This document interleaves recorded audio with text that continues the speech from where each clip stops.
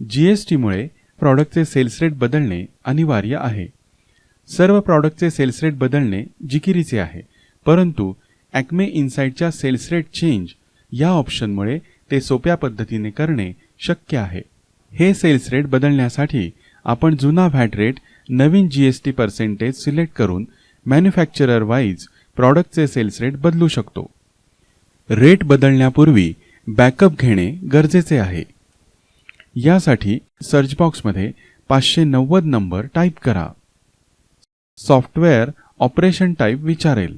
यामध्ये रेट वाढवायचा असेल तर ॲड आणि कमी करायचा असेल तर लेस असे सिलेक्ट करा. पर्सेंटेजमध्ये रेट किती टक्क्याने कमी किंवा जास्त करायचे ते पर्सेंटेज टाईप करा. संबंधित पर्सेंटेजने रेट हा सिलेक्टेड व्हॅट टाईपसाठीच बदलायचा असेल तर सिलेक्ट व्हॅट टाईपमध्ये येस सिलेक्ट करा. खालील एंट्री फील्डवर माऊसने क्लिक केल्यावर प्रॉडक्टना असणारी जुनी व्हॅट पर्सेंट दिसतील. त्यातील योग्य ते पर्सेंट सिलेक्ट करा. उदाहरणार्थ 13.5.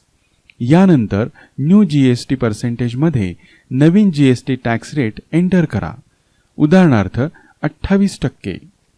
यामुळे आता फक्त अशा प्रॉडक्ट्सचे रेट बदलले जातील ज्यांचा व्हॅट टाईप 13.5 होता आणि नवीन जीएसटी पर्सेंटेज 28% आहे.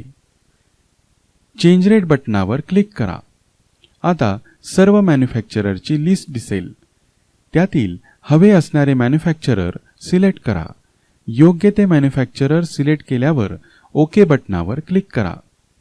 ओके केल्यावर सेल्स रेट प्रोसेस कंप्लीट झाल्यास तसा मेसेज येईल. घ्यावयाची काळजी. एकदा बदललेले सेल्स रेट पुन्हा रिव्हर्ट करता येणार नाहीत, त्यामुळे योग्य ती काळजी घेऊन हा ऑप्शन वापरावा.